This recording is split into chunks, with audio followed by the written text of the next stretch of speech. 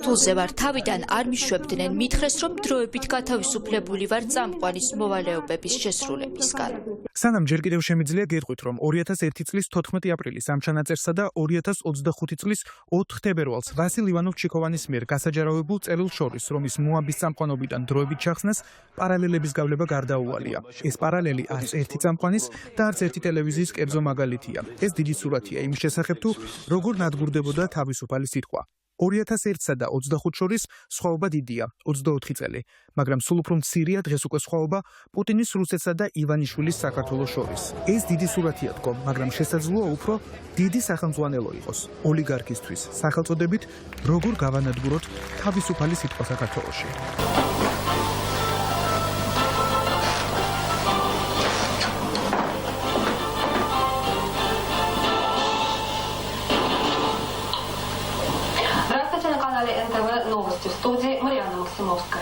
სანამ ჯერ კიდევ შემიძლია მოგიყვებით, რომ ივანიშვილის სახელმძღვანელო პუტინმა დაწერა და მასში NTV-ს განადგურება დიდი და მსუყეთავია. 1993 წელს კრემლის გავლენებისაგან დამოუკიდებელი ტელეარხი სახელისუფლებო პირველი არხიდან წამოსულმა რამდენიმე ჟურნალისტმა ევგენი კისილოვის ხელმძღვანელობით შექმნა. ფინანსური დახმარება მათ რუსმა ბიზნესმენმა ვლადიმირ გუსინსკიმ გაუწია. სულ რამდენიმე თვეში და შემდეგ უკვე წელიწადში NTV ქვეყნის მთავარ არხად გადაიქცა. ყველაზე მწვავე ანალიტიკური გადაცემით იტოგი, რომელიც ქვეყნის პოლიტიკურ ამინს ქმნიდა. დამოუკიდებელი გამოძიებით, რომელიც უკვე 2000-იანებში სულ უფრო ღიად იტყვის და დაადგენს, რომ მრავალსართულიანი სახლების აფეთქების სერიაზე და უცნაურად მოხშირებული ტერორისტული აქტების უკან FSB-სა და პუტინის კვალი იკვეთება.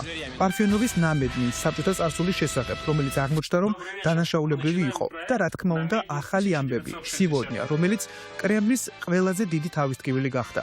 NTV ჟურნალისტები ჩეჩნეთის პირველი ომის დროს აჩვენებდნენ იმას, რაც ყველა სხვა არხზე დამალული და აკრძალული იყო. აჩვენებდნენ ომს, რომელშიც მოსკოვი მხარე იყო. ჭირდებათ ხელყუმბარა, 5000 და მოგიტანთ. აქ მოგიტანთ.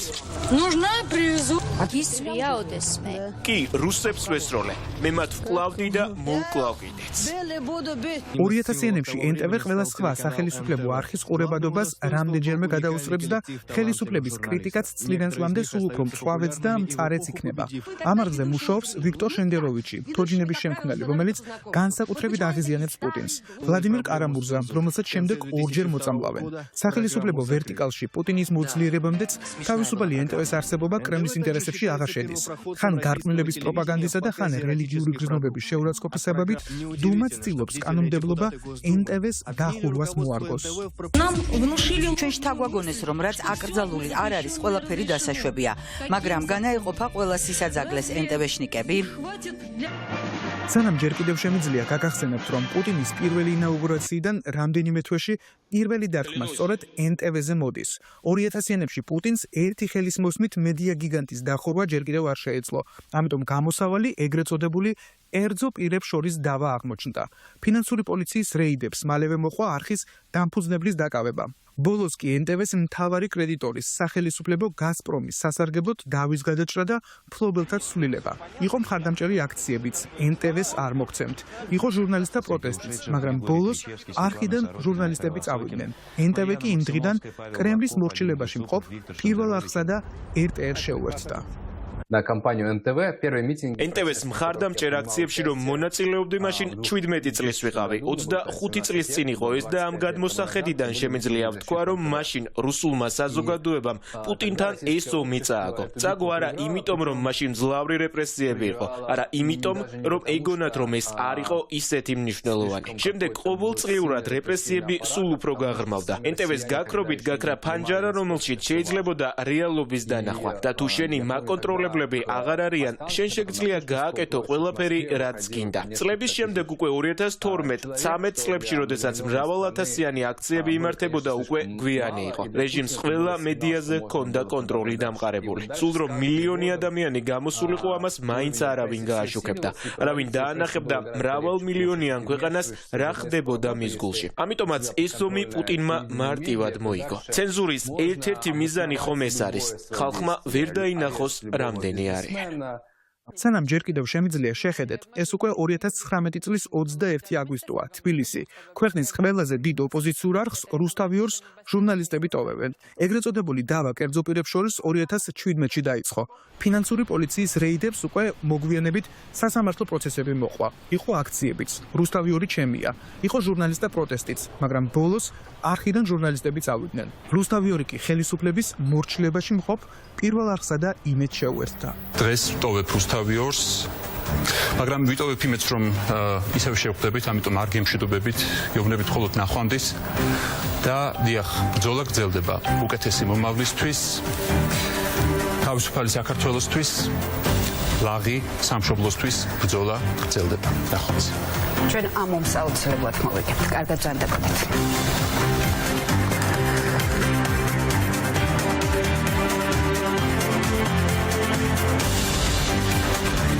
სანამ ჯერ კიდევ შემიძლია გავაგრძელოთ. NTV-დან წამოსული გუნდი რამდენიმე თვეში ახალ არხს TV6 ქმნის, იგივე კისილიოვის ხელმძღვანელობით.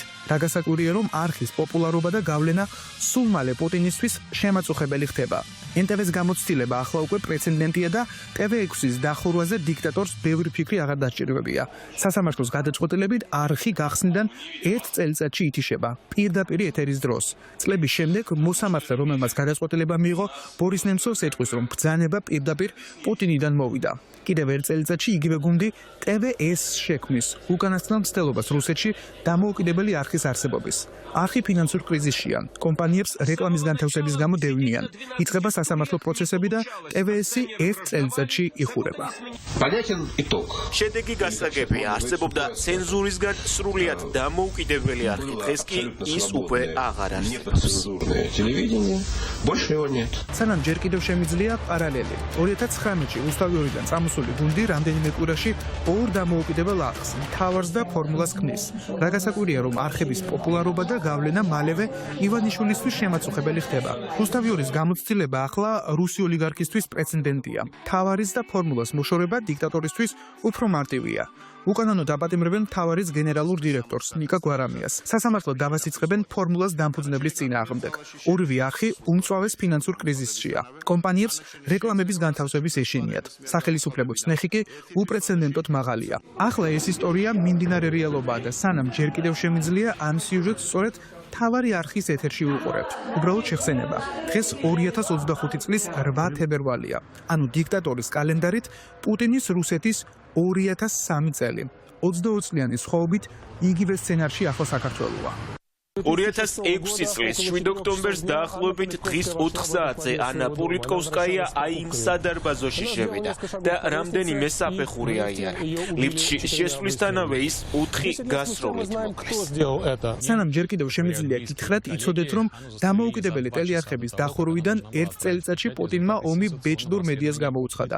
ერთი მეორეს მიყოლებით დამოუკიდებელი გაზეთების რედაქციებში მიმდინარეობდა რეიდები, წნეხი ჟურნალისტებსა და მფლობელებზე. 2006 წელს პუტინის პოლიტიკისა და ჩეჩნეთის ომის მთავარი კრიტიკოსი, ნორდოსტის ტერაქტის გამომძიებელი ჟურნალისტი ანა პოლიტკოვსკაია მოკლეს. 2006-დან 2012-მდე ცალკეული გაზეთებისა თუ ონლაინ გამოცემების დევნით დაღლილი დიქტატორი გადაწყვეტილებას იღებს. კანონი აგენტების შესახებ, რუსული კანონი, რომელიც ტოტალური რეპრესიების გასაწყისად იქცა. ეს ხომ დიქტატორების საყვარელი ხრიკია აიღო რამე დასავლური კანონი და მერე შენ სასარგებლოდ დაამახინჯო. ასე აიღო პუტინმა უცხო გავლენების შესახებ კანონი და მიიღო რუსეთში. მერე თქვენთან იგივე ვნახეთ რომ მოხდა. მახსოვს რომ როდესაც ეს კანონი მიიღეს, მას არ მოხდა შესაბამისი რეაგირება და პროტესტი, არც ხალხის მხრიდან და არც პროფესიული საზოგადოების მხრიდან. არ მოხდა ის რეაგირება, რომელსაც ველოდი. ჩვენ თითქოს ყველანი უკვე შეჩვეული ვიყავით, რომ რედაქციაშიც გვივარდებოდნენ, სასამართლოშიც საქმეებს აღძრავდნენ. არაფერი განსაკუთრებული. ზოგჯერ დოჟდში გვეცინებოდა ამ ყველაფერზე. მერე გაჩნდა პირველი სიები ინო აგენტების. მახსოვს, რადიო თავისუფლების რედაქციას იმ დღესვე იმხელა ჯარიმები დაუწესეს, რომ ისინი ფიზიკურად ვერ გადაიხდიდნენ ამას და მალევე დატოვეს ქვეყანა. მერე დოჟდის დრო მოვიდა და ასე ერთი მეორეს მიყოლებით. ყველა ის რეპრესია, რაც მანამდე მოქმედებდა ამ კანონის მიღებით, გაასმაგდა და დღეს აი მეც უკვე ქვეყნიდან წამოსული ვარ და აქედან ვმუშაობ. სანამ ჯერ კიდევ შემიძლია ისევ პარალელი. 2024-ში ოცნების პარლამენტმა პროტესტის ფონზე გაწეული რუსული კანონი შემოაბრუნა და მიიღო. რუსეთში კი ამ დროისთვის უკვე სულ სხვა რეალობა იდგა. 2012-დან უკვე დიდი ხანია აკრძალულია დამოუკიდებელი გაზეთები. 2014-ში ყირიმის ანექსიის დროს საკაბელო მოუწყებლიდან გათიშულია დამოუკიდებელი არხი დოჟდი. ლიკვიდირებულია RBK და გავლენების ქვეშ არის მოქცეული ეხო მოსკოვი. 2021-ში აგენტებად არიან გამოცხადებული მედუზა, ნოვაია გაზეტა და ინსაიდერი. ჟურნალისტებს ქუჩებში აკავებენ და სისხლის სამართლის საქმეებს აღწრავენ. 2021 წელს ყველაფერი ძალიან მალე შეიცვალა. მაშინ არ ვიცოდით, რომ ეს ომის დაწყებას უკავშირდებოდა. სწრაფად დაიწყო წმენდა, უცებ მოაშორეს ჟურნალისტები. 2021 წელს რუსეთი ძალიან შორს იყო დემოკრატიული წყობისგან, მაგრამ მახსოვს ისიც კი გვიკვირდა, რომ ყველგან ავტორიტარიზმია. ჩვენ კი ჩვენს პატარა პლატფორმებზე მაინც შეგვიძლია ვწეროთ სიმართლე და ხმა მივაწვდინოთ ხალხს. მერე შემოდგომაზე უცებ დაიწყო რეიდები, დაკავებები, სისხლის სამართლის საქმეები ჟურნალისტების წინააღმდეგ. ძალიან სწრაფად. გაიხურა რედაქციები და ბევრს გაქცევა მოუწია. აქედან რამდენიმე თვეში თებერვალში ომი დაიწყო. სანამ ჯერ კიდევ შემიძლია გახსოვდეთ, რომ 2022-ში უკრაინაში პუტინის ომის დაწყების შემდეგ დამოუკიდებელი ჟურნალისტიკა ბოლომდე აიკრძალა. კანონის ძალით აიკრძალა ტელეარხი დოჟდი და რადიო ეხო მოსკოვი. ასობით ჟურნალისტმა ქვეყანა დატოვა და დღემდე ემიგრაციაშია. ზოგიერთმა ომის პროტესტის ნიშნად დატოვა სამთავრობო არხებიც და სამუდამოდ დაემშვიდობა სამშობლოს. ჩემთვის საერთოდ ეს სცენარია ნაცნობი არა მხოლოდ რუსეთის მაგალითზე, არამედ ყველანი ქვეყნის მაგალითზეც, რომელშიც ხელისუფალი ცდილობს საკუთარი ძალაუფლების გახანგრძლივებას. ყველა მათგანი იწყებს პრესით. მე ვხედავ, რომ საქართველოს დღეს რუსეთის სცენარით ვითარდება, რომელიც თავის მხრივ ბელარუსის სცენარით მიდის. რუსეთის პირველ არხზე 91 წლიდან, ანუ 32 წელი ვიმუშავე. 2005 წელს მთავარი საინფორმაციო გამოშვების წამყვანი ვიყავი, როდესაც უკვე ნათელი გახდა, ვინ იქნებოდა შემდეგი პრეზიდენტი და კიდევ შემდეგი. წამოსვლა რამდენჯერმე დავაპირე. 2014-ში, როცა დაიწყო ომი და ყირიმის ანექსია, მაშინ ჯერ კიდევ თითქოს მეჩვენებოდა, რომ რაღაც შეიცვალა. სადღაც უშვებდი იმ აზრს, რომ იქ რუსებს ნამდვილად ავიწროვებენ და ეს საკითხი ასეთი ცალსახა არ არის. პროპაგანდა ხომ შესანიშნავად მუშაობს. ბოლოს შენც იჯერებ იმას, რასაც ყვები. ახლა ძალიან მრცხვენია, როდესაც ამას ვიხსენებ.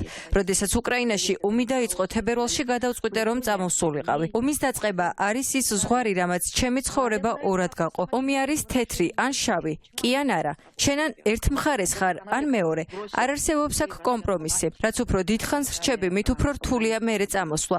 როდესაც თქვენთან რუსული კანონი მიიღეს და ათობით დაკავებული და ნაცემი მოქალაქე თუ ჟურნალისტი იყო, რა გააკეთეს თქვენმა კოლეგებმა სამთავრობო არხებიდან? მაშინ უნდა ყოფილიყო რეაგირება. რაც უფრო დიდხანს რჩები, მით უფრო მეტია შანსი, რომ ვერ წამოხვალ, რადგან თანამონაწილე ხდები უკვე იმის, რასაც ხელისუფლება აკეთებს. სანამ ჯერ კიდევ შემიძლია გეტყვით, რომ პუტინის სახელმძღვანელო, რომელსაც რუსი ივანიშვილი კითხულობს, სამწუხაროდ ჩვენი რეალობაა. თუმცა ივანიშვილს ერთი გარემოება ავიწყდება. ახლა 2025 წელია და არა 2001 წელი. ამ რეპორტაჟს თქვენ მთავარი არხის ეთერში უყურებთ, მიუხედავად იმისა, რომ მე ახლა თბილისიდან ძალიან შორს ვარ. სანამ ჯერ კიდევ შემიძლია გაჩვენებთ, რომ დღეს იმისთვის, რომ ხმა მოგაწვინოთ, ჭირდება მხოლოდ კამერა, მიკროფონი და შტატივი და თავისუფალი სიტყვის აკრძალვაც გაცილებით უფრო რთულია, ვიდრე ეს 25 წლის წინ იყო. თუმცა არა შეუძლებელი.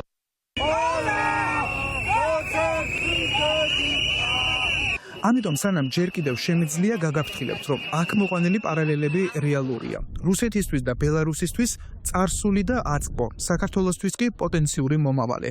ერთი განსხვავებით, პუტინს ამისთვის 25 წელი დასჭირდა. ივანიშვილი კი ჩქარობს. სანამ ჯერ კიდევ არ გავთიშულვართ, იცოდეთ, რომ ივანიშვილის პარლამენტი ახალ კანონს იღებს მედიის ცენზურისთვის და თითოეული სიტყვის გაკონტროლებისთვის. იმისთვის, რომ სანამ ჯერ კიდევ შემიძლია შეუძლებელი გახდეს.